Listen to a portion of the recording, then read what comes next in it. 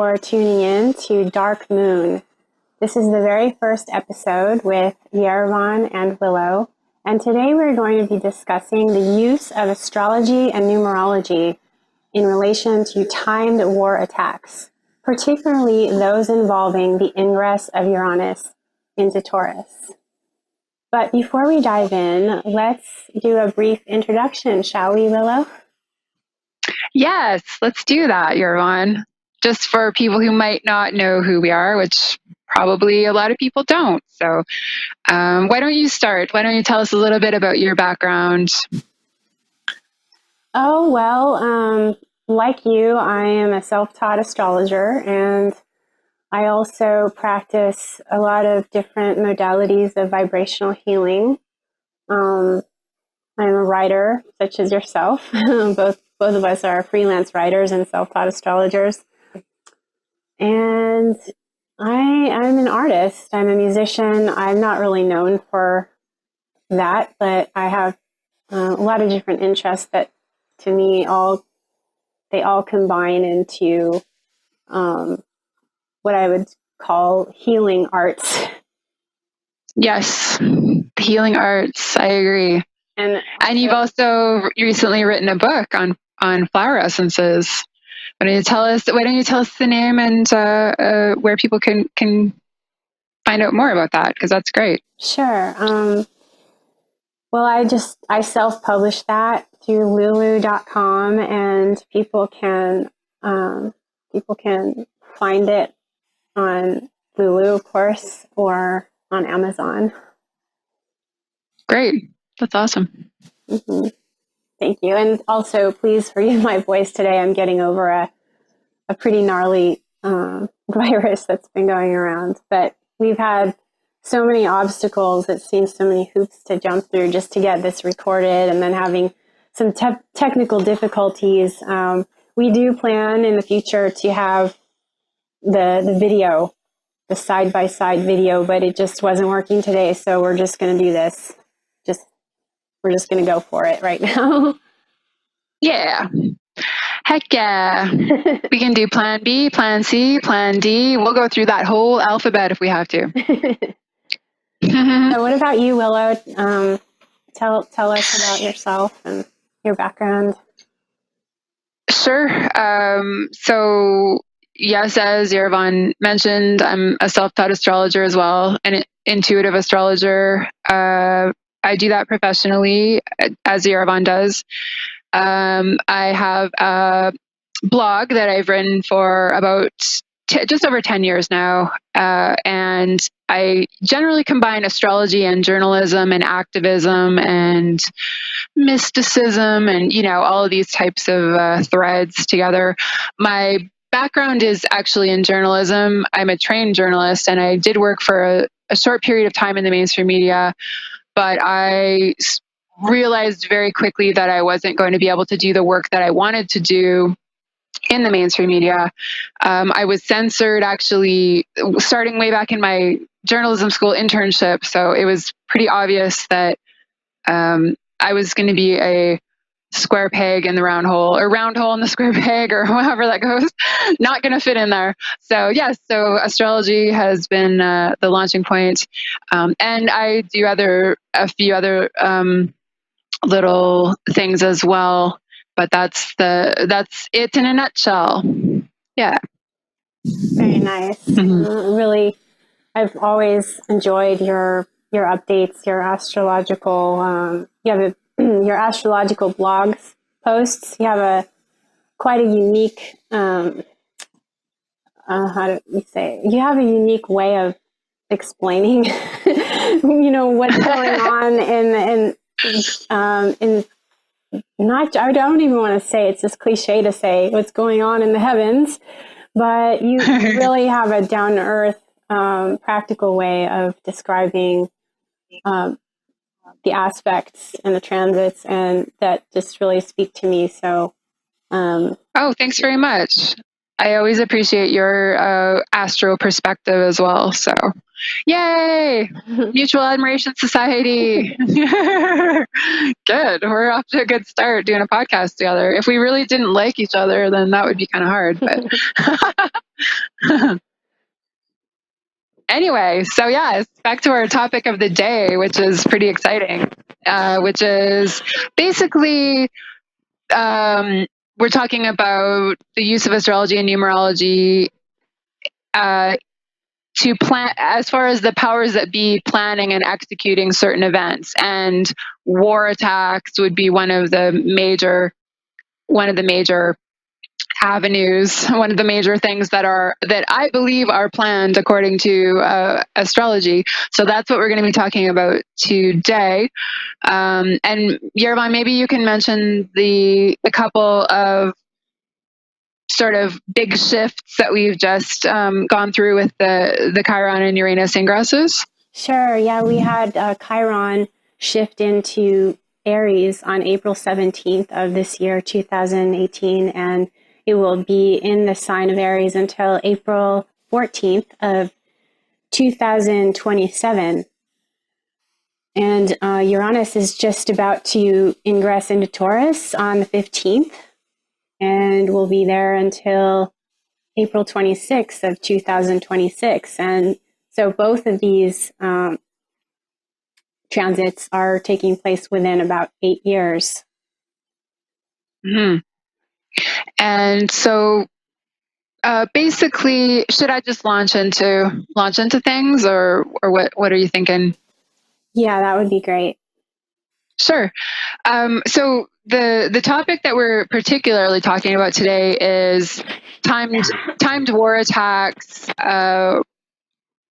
related to Uranus ingresses around March equinox. Okay, so that sounds a little bit complicated, but basically when Uranus moves into a new sign in March or around March equinox, I've sort of seen that there is a tendency to let fly with some pretty nasty events. So basically, what happens at March equinox is we have a very powerful, very potent symbolic time where we're coming through the end of the zodiac, which is late Pisces, and we're entering the beginning of the zodiac, which is early Aries. And in particular, there's a very powerful point right as we switch from Pisces to Aries every March. So not only is that basically the sun moves through Pisces and into Aries in the Western tropical zodiac in March, right around March 21st every year. And so this is not only the end of one sign and the beginning of a new sign, but it's actually the end of the whole astrological year. So March equinox every year is actually astrological new year. And so there is a very potent symbolism kind of wrapped up in this 29 degrees Pisces, 0 degrees Aries point, where there are sort of powerful endings, and as well as the initiation of new things.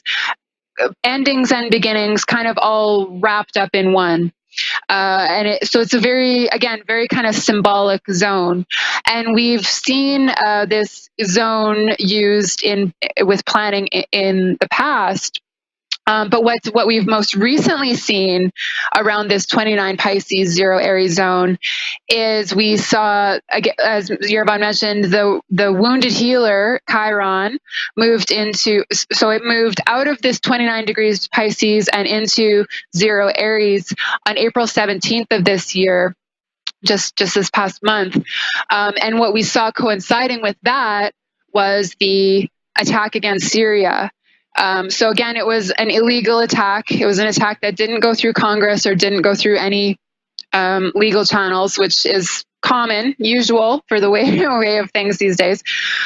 So we saw Friday the 13th attack, April 13th attack of basically NATO forces led by the U.S. government, but ultimately the global government forces starting missile attacks against Syria, civilians and children were killed. It was the same, the usual refrain. And what initiated those attacks was a report in mainstream media about chemical warfare attacks being committed against a refugee camp in Syria. Now, the U.S. has a long history of these types of false flag attacks as well, where, basically some demon on the world stage has done something terrible, and the heroic US of A with its NATO allies has to swoop in and bomb the crap out of them, basically to allow justice and peace to prevail, which is insane, of course. Exactly. So what's just happened, what I would see as what's just happened is that this attack on Syria has been timed to Chiron on this very potent end of the zodiac, beginning of the zodiac point. And I will also mention that Aries is ruled by Mars, which is the war planet. So when you're talking about war attacks, any body moving into Aries would kind of be a point where they may strike, okay? Because basically the astrological symbolism is behind them, right? The occult energy is behind them when they're unleashing an attack related to a body moving into Aries, which again is related to warriors, aggression, striking while the iron's hot, that kind of scenario.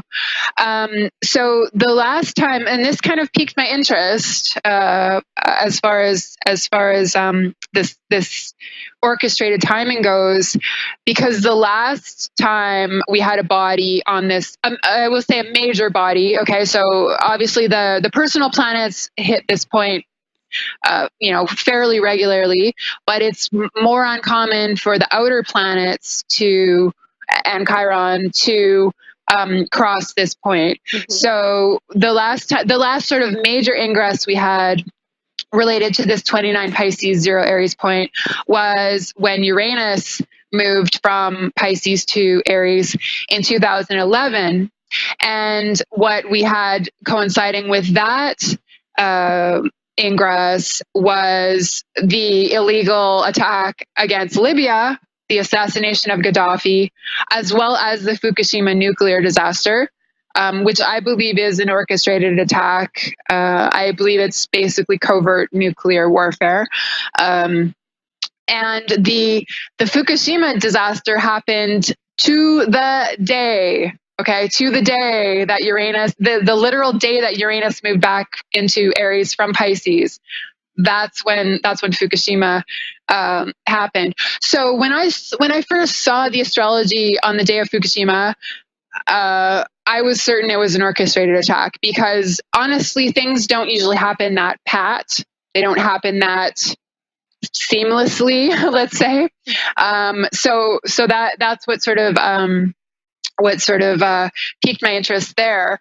So then I started looking into this Uranus cycle, the Uranus ingress, and I started finding some things that also raised some pretty big question marks. Because, so as Yerevan mentioned, Uranus spends about 8 years in each sign. Mm-hmm. And going back to the previous ingress in 2003, well, that ingress, again, happening around March equinox of 2003, coincided with the invasion of Iraq. Okay. So again, we had this major war offensive timed to Uranus moving into a new sign around March equinox. So that to me kind of, started a little bit of a pattern in my mind. Okay. So then I dug a little bit deeper, and I found a little bit of a few events beyond that raised some question marks for me as well. Basically, let's see here. Yes, so March 20th, 1995, Uranus was at 29 Capricorn just before entering Aquarius, and a sarin nerve gas attack was unleashed on a Tokyo, Japan subway on that at that time, March 20th. So again, right at March equinox, 1995, Uranus moving into a new sign. That injured 5,500 people. Some people suffered permanent damage. And that attack was blamed on a Buddhist cult led by a blind leader named Shoko Asahara. So again, just a little bit of a question mark as far as that event. Okay, going back to the previous Uranus ingress, March 16th, 1988, Uranus had just entered Capricorn at that time. There were some major chemical attacks blamed on Saddam Hussein at that time, which killed more than 5,000 people, all Kurds, I believe, at Halabja, Iraq. So that's another, again, March equinox, around about time, Uranus in a new sign, and attack. Okay, then we go back even further, March 11th, 1981. And so March 11th, okay, keep that date in your mind, right?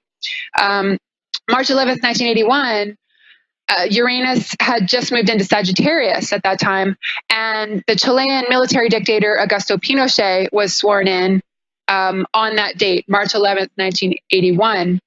And so for anyone who's not aware of the Pinochet scenario, basically what happened was there was a socialist president elected, Salvador Allende, and he was sort of a power to the people sort of leader, and he was taken out by a CIA-backed coup. And this is, as far as I know, this is documented. So he was assassinated by the CIA, basically, or CIA trained forces, and who was implanted was Augusto Pinochet, who was actually a butcher, a bloody, horrible butcher. He murdered, in the thousands. He tortured tens of thousands of people, all of his critics. He rounded people up and tortured them and killed them. And so again, he was sworn in for his second term on March 11th, 1981, as Uranus moved into Sagittarius. Now, fast forward to March 11th, 2011, and what do we see? We see the Fukushima nuclear disaster. So again, we have this tie-in with the numerology, because certain dates are chosen for their symbolism and for their sort of energy and their power. And so we see certain dates repeating. And so March 11th, 1981, March 11th is a date that we see repeating. But then if we look a little bit further into this Pinochet dictatorship, again, U.S. orchestrated dictatorship that led to the slaughter of, thousands of people. Pinochet was first implanted on September 11th, 1973. Okay, so September 11th has obviously become a huge date as well, right, for everyone, for obvious reasons. But then if you look historically, on September 11th, 1991, President of the United States of America and ex-CIA director, George Bush Sr., announced in a speech to Congress the New World Order. So he literally announced the New World Order to Congress on September 11th, 1991. And then, of course, we fast forward to September 11th, 2001, and we have what was probably the biggest false flag in U.S. history, which is the bringing down of the World Trade Center, the World Trade Centers, as well as Building 7. And I saw a comment online that really kind of sums that up. It's like September 11th, the day that 2 planes knocked down 3 buildings. Yes. So yeah. So again, we have that repeating of the September 11th. And then the September 11th, 2001 false flag again was used as the impetus for the invasion of Iraq, which under false pretenses, because Iraq had nothing to do with the event, and it also was not found to have any quote unquote weapons of mass destruction like it was accused of. So we see the September 11th, 2001 tying into March 2003 when Iraq was invaded and just mercilessly attacked. with economic sanctions, as well as, just bombs, as well as depleted uranium munitions. So that was another release of covert nuclear warfare in my mind. So of course, Uranus is related to uranium, which Pluto would be associated with plutonium. So these are elements. The symbolism ties in as well as far as covert nuclear warfare. And the really interesting thing about depleted uranium munitions is that so Uranus was just moving into Pisces at that time, and Pisces is all about invisibility, right? And dispersion, dispersing things invisibly into the world and into the atmosphere, into the environment. And what happened with depleted uranium munitions was that they disintegrated into dust and became radioactive dust, which then basically infected the Iraqis, but also NATO soldiers, and caused terrible health damage, premature deaths, as well as horrific birth defects. At this point,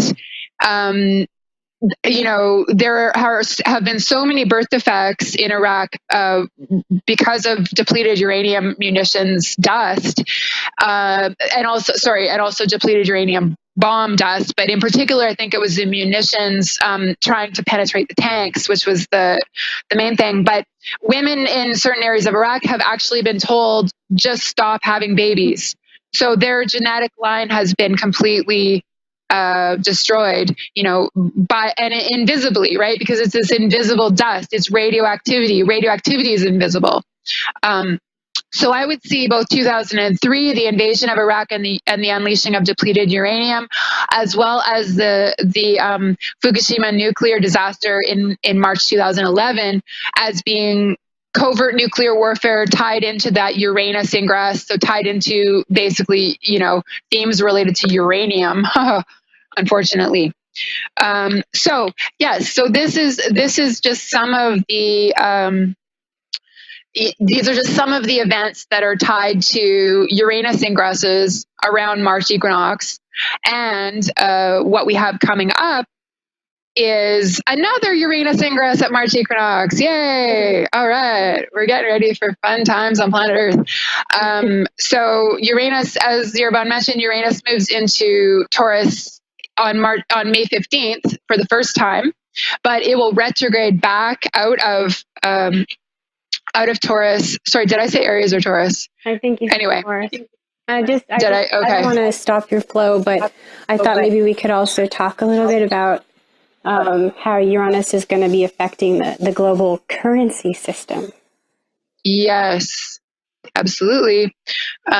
So basically, I think we can look to the flavor of the particular attacks from the sign, right? So the sign of Taurus we're looking at, and Taurus is a money sign, right? It's ruled by Venus. It's related to physical survival and all of the resources that we need for physical survival, also for comfort.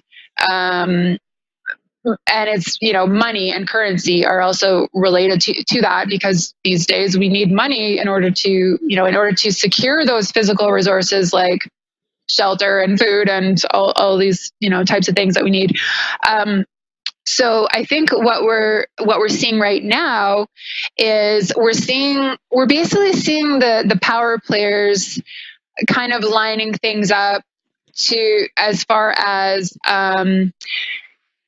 attacks through economic sanctions, but we're also seeing attacks through. Okay, so basically the rogue states, the rogue nations of the world are nations that are resisting the centralized banking of the global government. Okay, so basically the global government already has its fingers in all the pies, of most of the countries of this planet, but there are certain countries that have maintained their own banking system outside the highly corrupt, Rothschild version that we have going on, fiat currency. So And who are some of those countries that have resisted the centralized banking of the global government? Well, there's Iraq, there's Iran, there's Syria, there's Libya, there's Cuba, there's North Korea. Anybody noticing a pattern here?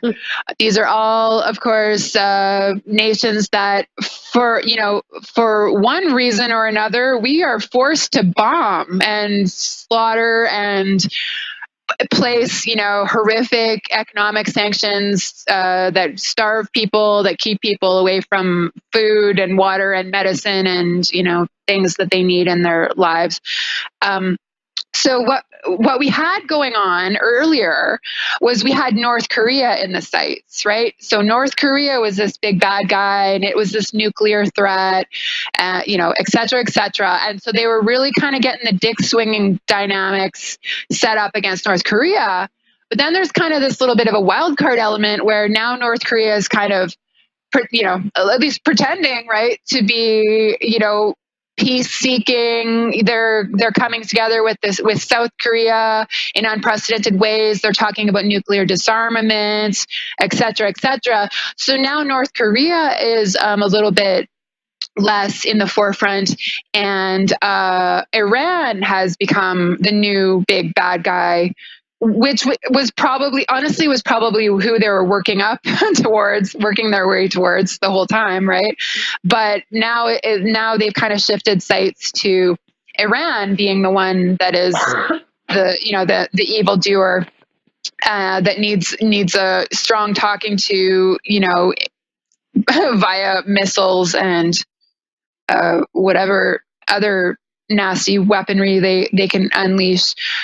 So yes, exactly. Uranus and Taurus would definitely coincide with attacks related to banking systems, money systems, currency, but also lack, right? Lack and deprivation and starvation and austerity measures and economic sanctions again, and just really making people's lives miserable through that. So through the money system, the banking systems, but also through intentional creation of lack and deprivation. And I mean, we've seen the powers that be have played this book. I mean, played that trick, for millennia. So it's not like it's anything really new. The other element, I think, is that Taurus is the farmer. So there's an element of attacks again through food manipulation of food and agriculture, again, starvation, keeping the basic necessities of life out of reach of some people. And I mean, that's going on, there's 45 million people on food stamps in the United States of America. So this isn't stuff that's going on out there, over there somewhere, right? This is going on all over the place. And then I feel like I'm just like steamrolling forward, but there's just so much info to. It's true. Lay down. It's happening already, but it's just pretty much amplifying all the things that you're saying, and then Uranus is the planetary ruler of astrology, so to speak. And you said something. Yes. You said something. Excuse me. You said something before about pushing for the standardization of astrology with this whole influence coming up. So I actually associated that with maybe more like a Pluto and Capricorn control mechanism type of thing. But yeah, I suppose it could. It would also make sense. Yeah, the monetizing part of it. Well, yeah, sure. I mean, it's. I mean, not to just look on the dark side, but we need to be aware of these things too, in order to empower ourselves. Oh, definitely. I agree. Like, I mean, that's basically the whole point to knowing this stuff, is to like throw a monkey wrench in it. Right. And that's the whole goal, is that once we see these patterns, because the thing about Taurus is it's about momentum. Okay. And so the powers that be have just I mean, oh my God, they just have blistering organization at this point. Like, it's just lockstep, because they have this momentum going, that they've had going for millennia. But all it really takes is for us to wise up and to see through these patterns and to call them out and to refuse to be kind of, guided in certain ways. Yeah, exactly. And it's ironic.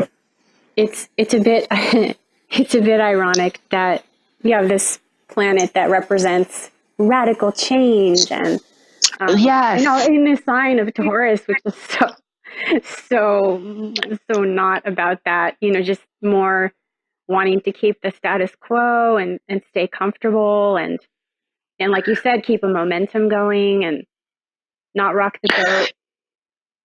Yeah, exactly. But then I think the new normal is going to be that we're all being kind of forced out of any type of comfort zone that we've had with this transit. And then the other, the good thing about it, obviously, is that Uranus and Taurus would indicate like possibly quantum leap advancements in technology as far as producing food and farming and people more independently creating their own food, making their own food. And, alternative currencies, that's already a huge, and that's already a hugely manipulated thing as well. So I'm not, it's not like I'm lining up for these alternative currencies, but this is more of what, what I think what we're going to see the kind of shifting, but also ultimately, I think it's really about a revolution of values because it's about getting back to, the value, like basically just common human values especially as far as the basics of living, right? And getting the basics of living to people who need them, making the basics of living accessible to people in an independent type of way, not in a charity model, like allowing people to directly, find and access what they need. So it's not all naysaying for sure, but we have to be very clear about the dark use of this astrology. Absolutely. Because the thing is that we are in a time of astrological history repeating, and the period that is repeating is a period that we don't really want to repeat. The last time Uranus was in Taurus was 1934 to 1940. 1942. So, what was that? That was the Great Depression, mm-hmm. Exactly, and World War II, right? Mm-hmm. So, we're heading into astrology where there's sort of an intentional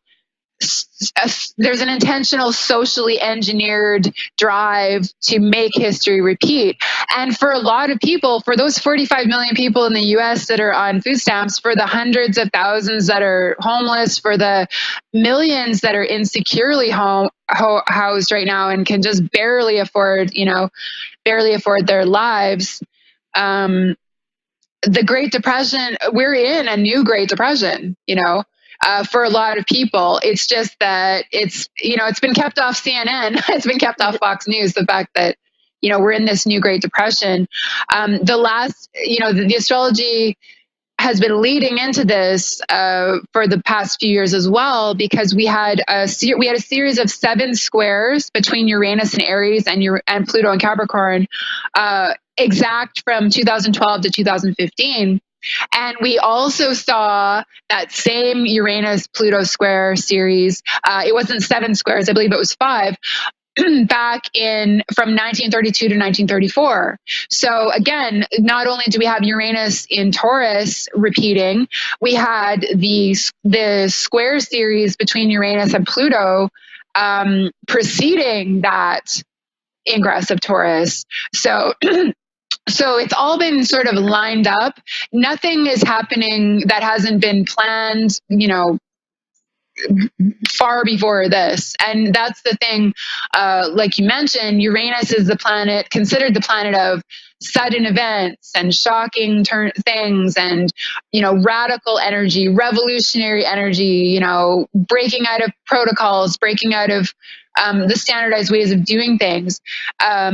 but we have a global government that's using the energy of Uranus for planned attacks, right? So they're using the energy of these surprising sudden events, but they're not surprising sudden events, right? They've been orchestrated, planned down to the detail. So we have all of these mass shootings, right, preceding the gun control issue, and everyone crying that we need more gun control. Well, it's when it's the powers that be who are orchestrating these events. You really want to leave a situation where the powers that be have all the guns and no one else has any guns. Whatever you think about gun control, but it's just it's a very manipulated subject. As far as they roll out one of these false flag mass shootings, and then there's the protests and the marches, and the mothers, and I get that they want a safe society, but they're just being pawns, really, in the whole thing.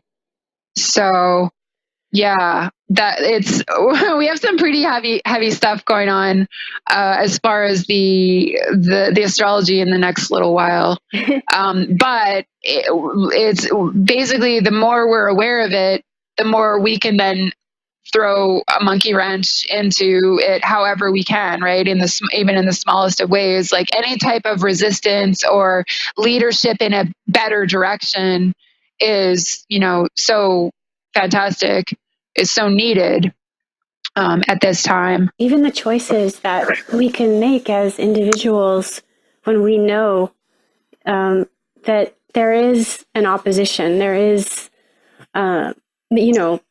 there is this Absolutely attack on all of us. It's not just a select few. It's not just this ethnic group, or, it's not just men or just women. It certainly is children on a grand scale, but it's really all of us. We need to empower ourselves with this knowledge, and I do believe that the individual choices we make can have a beneficial effect rippling outward, and that we lead best by example, not by dictatorship or telling other people how to live their lives, but to be able to lift each other up and inspire each other. Yes, I agree wholeheartedly.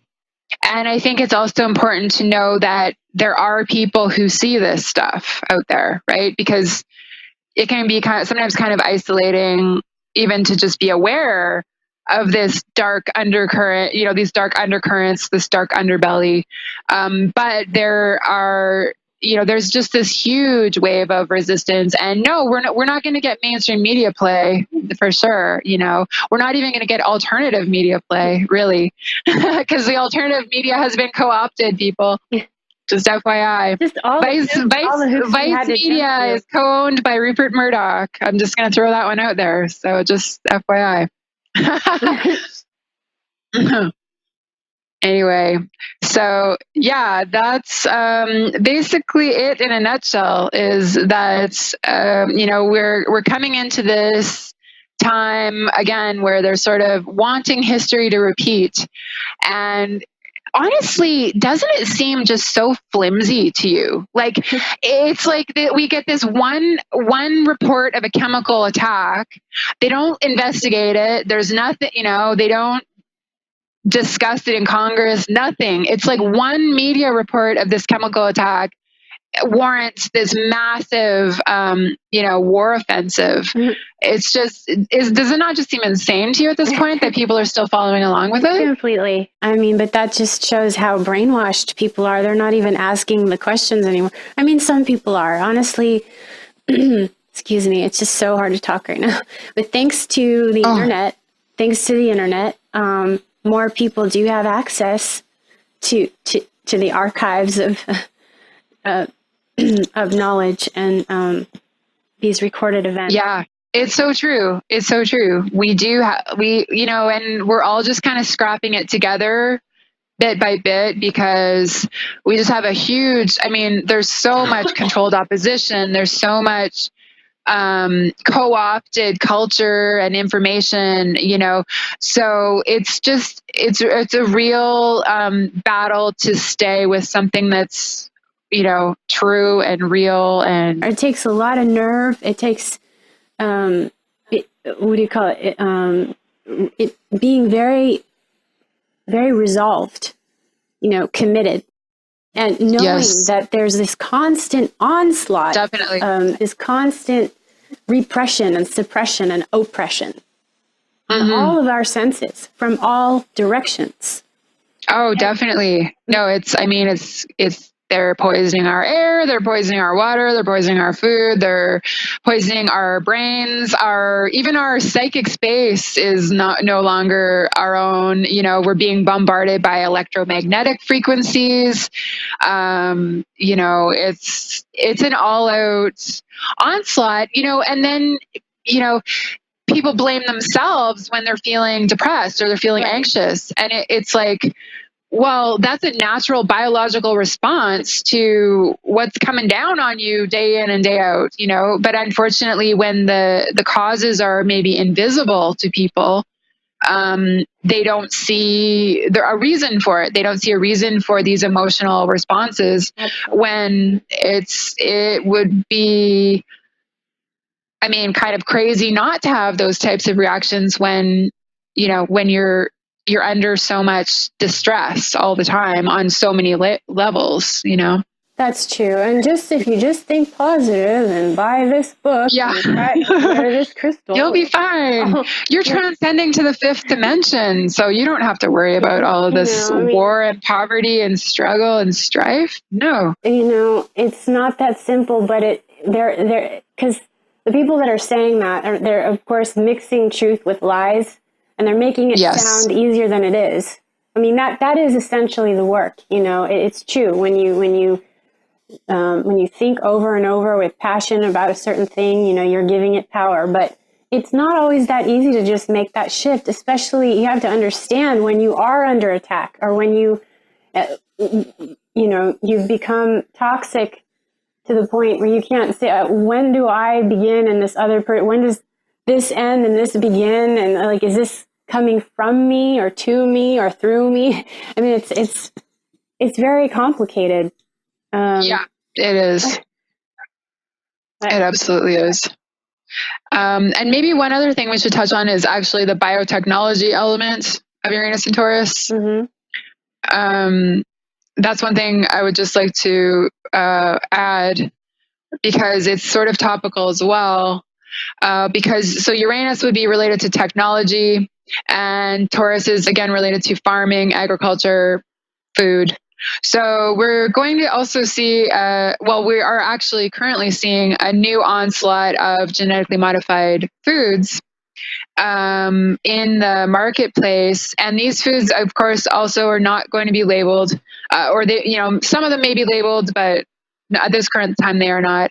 And what's going on right now? Sorry, go ahead. No, sorry, I didn't mean to interrupt, but Frankenfood, yay!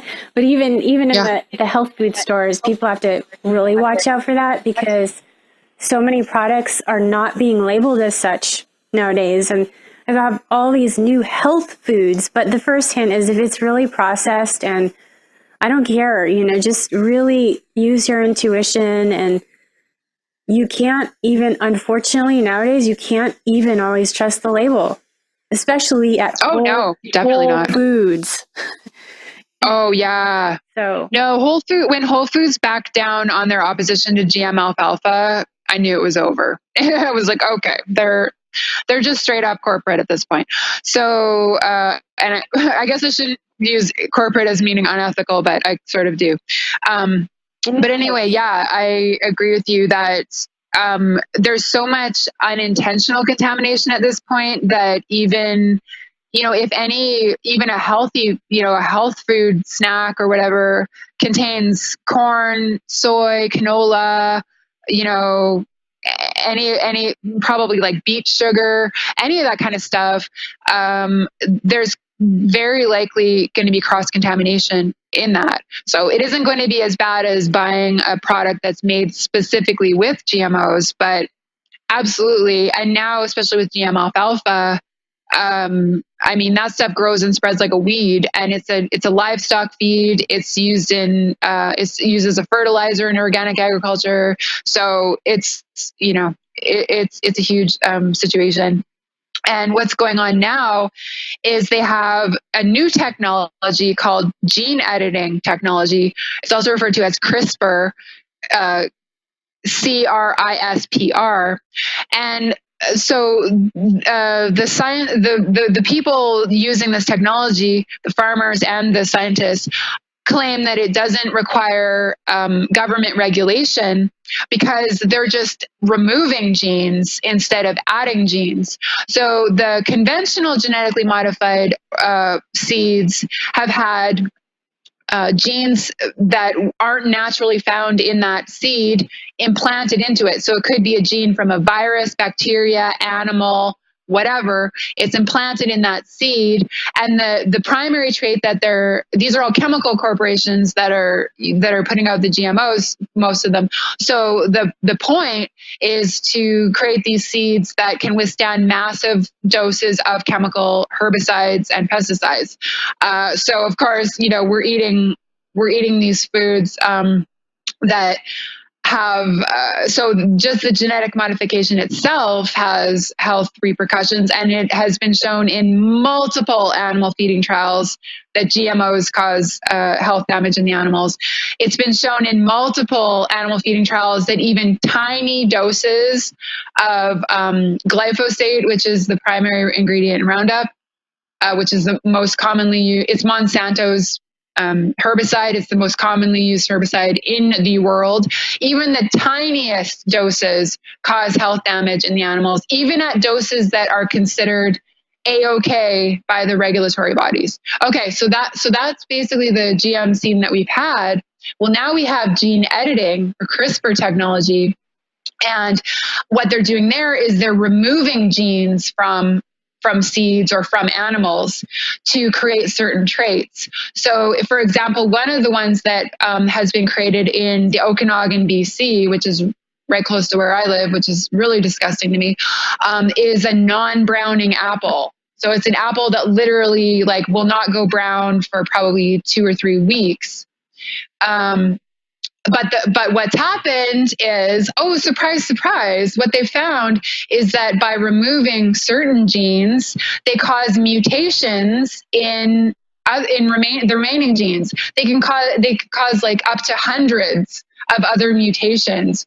So basically when they're editing out certain genes, they're causing a mutated food product that they're just pouring out onto the market, with no labeling, no heads up whatsoever that this has been that this is a genetically modified food that is potentially gene mutated. We actually have these apples being sold on Amazon.com, and I'll just give you guys a heads up on this. They're called AppBits, APBITZ, and they're basically dried apple snacks. And they are, the gene edited apples are under the brand name Arctic apples. So Arctic apples are apples to boycott, and AppBits is an apple snack to boycott. And it's being sold on Amazon.com. So we have this massive influx of all of these new gene edited foods onto our grocery store shelves. They're doing mushrooms, they're doing apples, they're doing I'm not sure if the genetically modified salmon, I can't remember if it's CRISPR technology or if it's adding a gene technology. But anyway, a whole raft of fruits and vegetables that we're going to have to be really vigilant on, because there's really no regulation of these things, no labeling.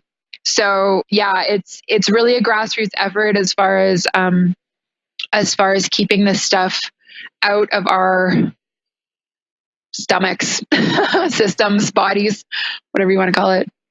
And then, of course, we have the Bayer-Monsanto merger coming up. Yay! Yeah. Fantastic. We'll have to discuss that next time. That's a topic unto itself.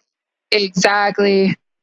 So that just kind of I mean, I think it's kind of a desperate move that all of these GMO corporations are having to merge. They've all merged. So Dow DuPont has merged into one corporation. Syngenta ChemChina has merged into one massive corporation, and now Bayer and Monsanto are going to be merging into one massive corporation. So it's just a matter of how much damage they're going to be able to do before they're finally, before they finally go bankrupt, because people have figured it out. Oh, sure. But I just saw a really kind of sobering statistic, though, that 20%, only 20% of millennials have any concern about GM foods whatsoever. Wow. So that was really disturbing to me, because, I mean, people have been working on this stuff since the 90s. And of course, we're not getting much mainstream media play other than, oh, well, these are actually okay. These people are just worried, but they're fine. It's not going to cause any problems. So yeah, anyway, that's another element of Uranus and Taurus that we're going to have to sort of be seeing through, right? Right. Wow, it's rough. Well, on the positive side. It is, but like, it just kind of gives you more impetus to shop at farmers markets, to really find out where your food's coming from, ask questions at the grocery store. Like, I mean, I know my grocery store manager really doesn't like me locally because of these kinds of questions, but these are the kinds of questions that we need people asking, we need people to. Well, and perhaps more people will become interested in growing their own foods, and people will be interested in cleaning up their diet for health reasons, and just in general, there could be a positive food. Oh yeah, absolutely. Absolutely. I think one of the main things is people having access to land to grow their own food.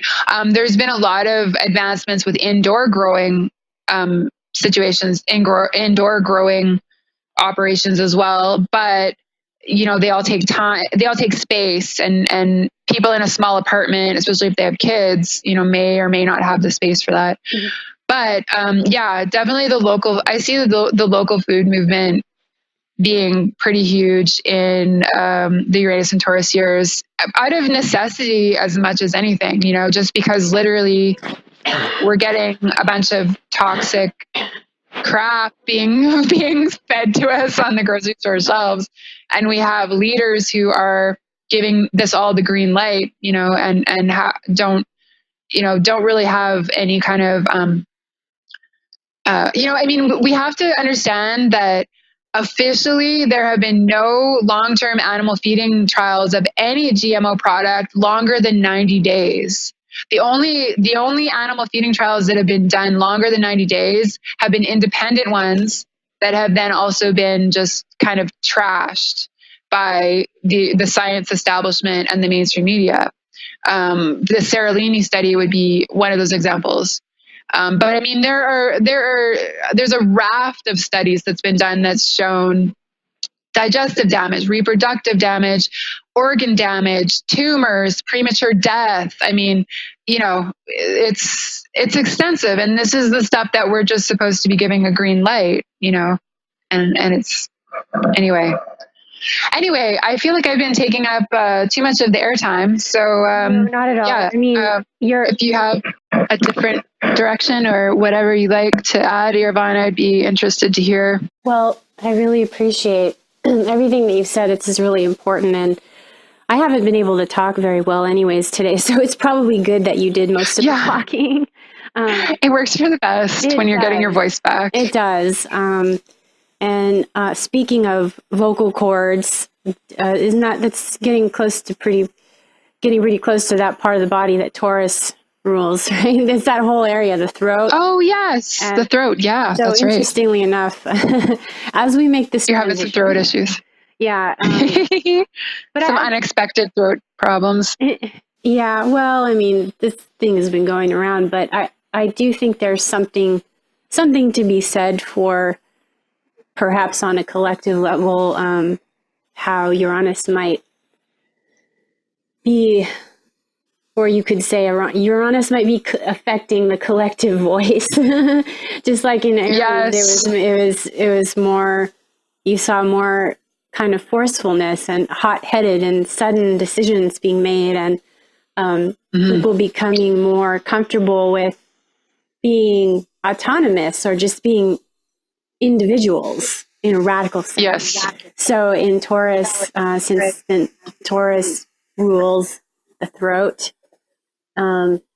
we might see more in the way of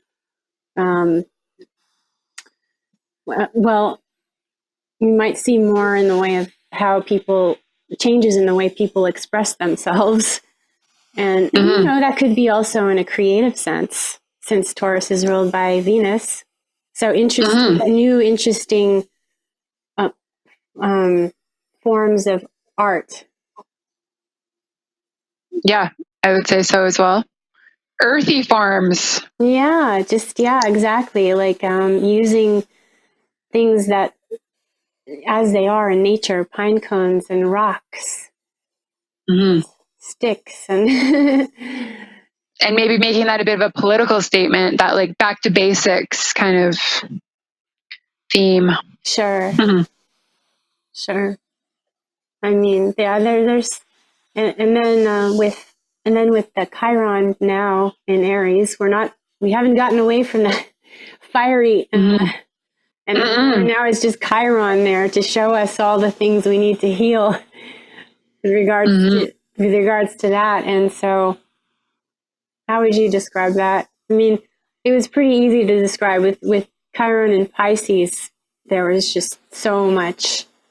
And then also adding to that the conjunction with Neptune, there was a lot of talk about smoke and mirrors. And oh my goodness, no kidding. Illusions and delusions, addictions.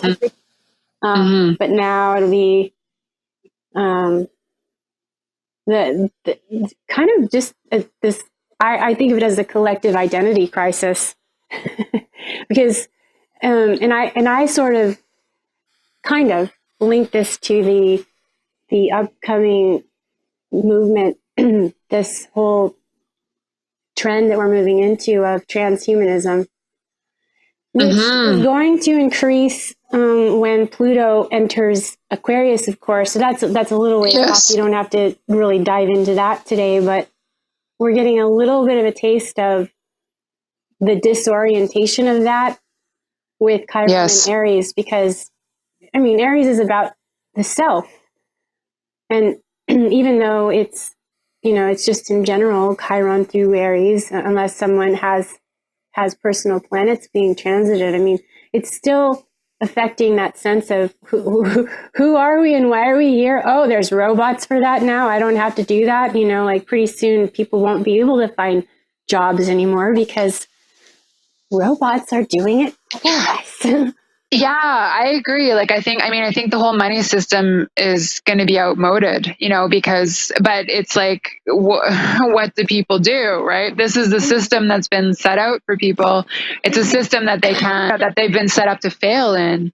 So yeah, it's going to be really interesting. You know, we do definitely still have that kind of like radical necessity for survival with these trans as well, with Chiron and Aries and Uranus and Taurus.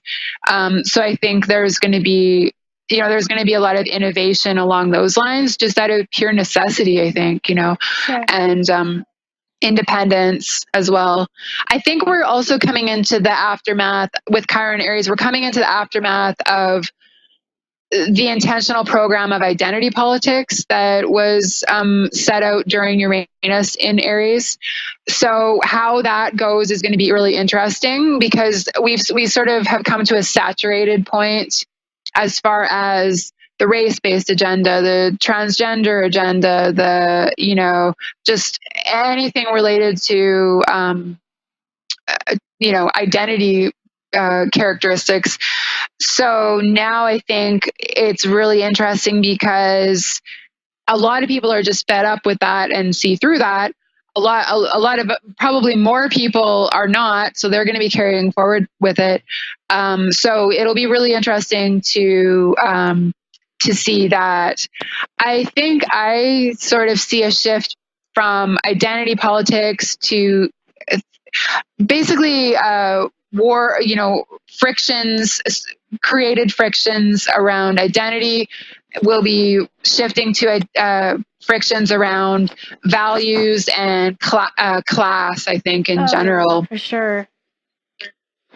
Because of course we're heading into this time where it's very divided. Like, you have probably at this point, probably the majority of people feeling economically stressed, and they're very aware that we're in at least, a deep recession, if not a new Great Depression. But then you also have the people who are still doing pretty okay in this corrupt system that we have, who can pay, 1.1 million for a 2-bedroom bungalow, or,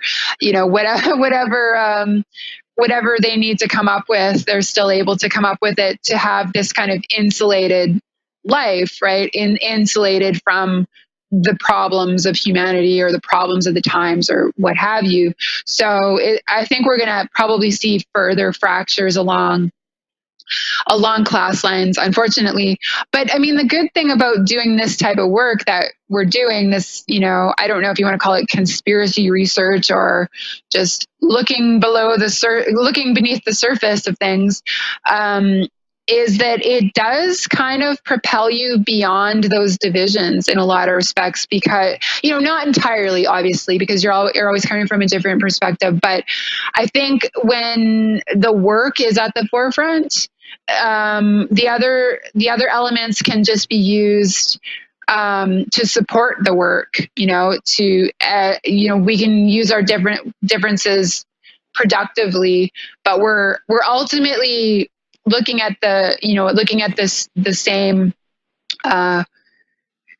problem that we need to fix. And I think ultimately we're looking at a corrupt power scheme on this planet in general.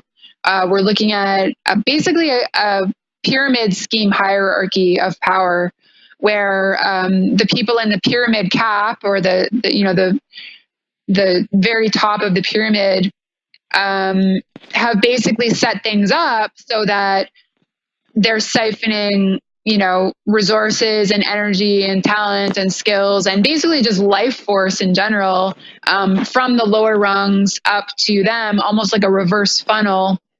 And, currently we have enough people that are, the thing that always blew my mind was that people didn't want to get rid of this corrupt system. They just wanted a higher rung in that system, right? So as long as they just were moving up this pyramid scheme, they didn't actually really care that it was a pyramid scheme.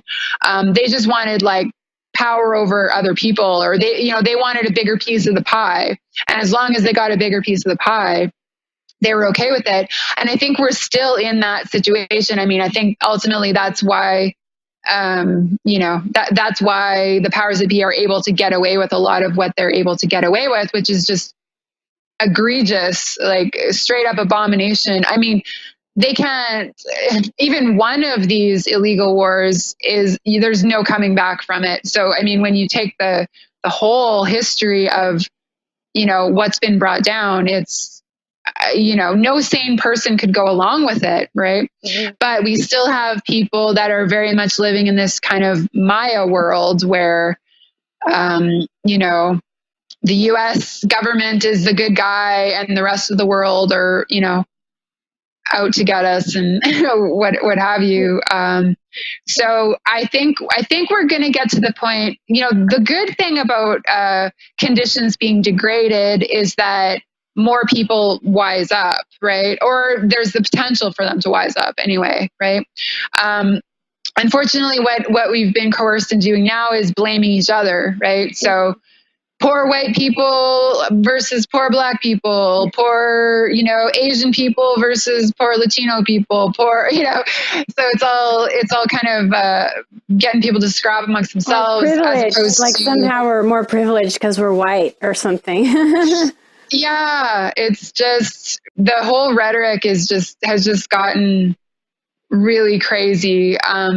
Because I mean, you have to also remember that all of this genocidal stuff was done in Europe to white people by the white powers that be before all of this stuff in the US and Canada even got going, right?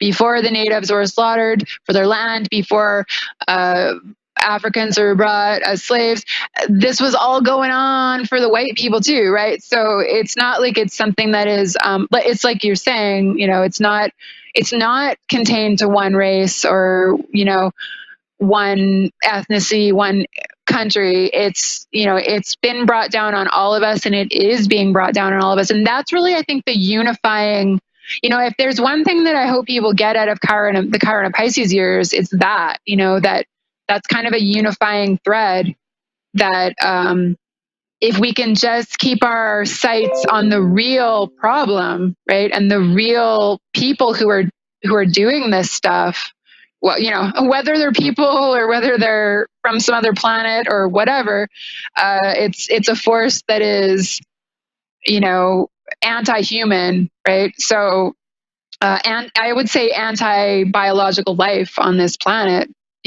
So as long as we're sort of keeping that common thread, then we're doing good work. And it's not like I'm saying that racism is evil. It's horrible. I went to my redneck rural Saskatchewan high school with like t-shirts like calling out racists, you know what I mean? So it's not, I get it. I do get it, but I also get that that's just, it's a sticking point that can be used to divide us. And that's basically what's going on, because ultimately it does go broader than race. It does go broader than,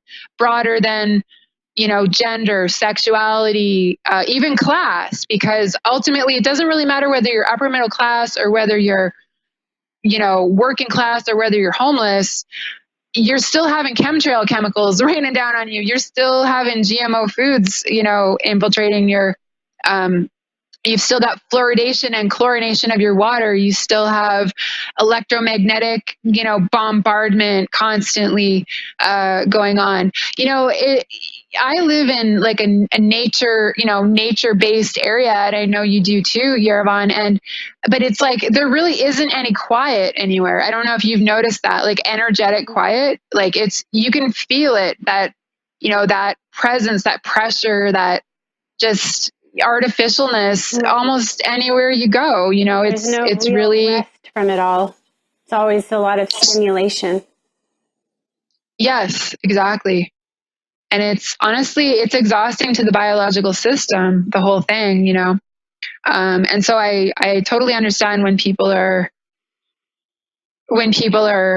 down, but as you say, there are things you can do.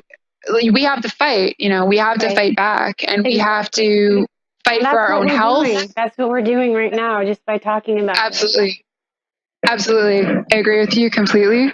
And that's the reason we are doing this podcast, to be a hub for that kind of thing. And just because it is desperately needed that this information get out there, and that, as many different voices are talking about this as possible, So if this podcast inspires anybody else to pick up a podcast, I would be happy. Go for it, or just to implant it in your head, because the thing is, it is overwhelming. Okay. Especially if you're tapped into mainstream media, God, just unplug from mainstream media, people, please. If there's one thing you need to do, please just do that. But and what I mean by like that is like the news loops, the CNN loops where they're just playing the same stories on loop all the time. We definitely need to start understanding the way that media is used to manipulate people, because media deconstruction is hugely important, as far picking up information with a critical ear and a critical eye, and not necessarily just taking it at face value, because you always have to be asking yourself, what are they not telling me right now? What stories are they not covering right now when they've got this, seemingly pointless or, like some regional story is blowing up all over every news outlet. And you're like, why is this even on the air? It's like, well, really, why is that on the air? What are they distracting you from? What are they implanting in your, in your psyche right now? So I think it does take like stronger vigilance and resistance and pushing back. And I get that sense from both Chiron and Aries and Uranus and Taurus, because Uranus and Taurus is basically where you dig your heels in and you say, okay, no more, this is gone far enough. So I think that'll be the nice thing about the conservatism of the sign of Taurus. The combination of Uranus being like a radical energy and the conservatism of Taurus is that I think we can use it to just push back against this outlandish, the outlandish events that we're supposed to be swallowing as reality right now, because it's really not reality, Well said. It ain't real. Mm-hmm. Mm-hmm. Well, there's not much more I can add to that. I know you have to get going soon, and you've covered a lot of ground today, and I think this is all very useful information. And there's much more to come for those listening. This is just the beginning of a whole series. We've got a lot of topics planned for this podcast. Mm-hmm. Yeah, we do. I think it's going to be really interesting, and maybe we can get some interaction going on with people. Who knows what'll happen. But anyway, thank you for suggesting this project, Yerevan. I really, really think it's a timely situation, and we'll hopefully get these glitches, these technical glitches worked out. But otherwise, I think, this is a necessary kind of planting of the flag, right? Yeah. So, and if people want to reach you, what's the best way? They can check out my website at willowsweb.blogspot.com. And all my contact info is there. I also have a Twitter feed. I don't have it linked on my site, but I do have a Twitter feed as well. And what about you? How would people find you? Well, people can find me at my blog, which is just Readings by Yerevan. And also I have a Facebook page that's just Readings by Yerevan. Yay! Yeah. So we have lots to talk about.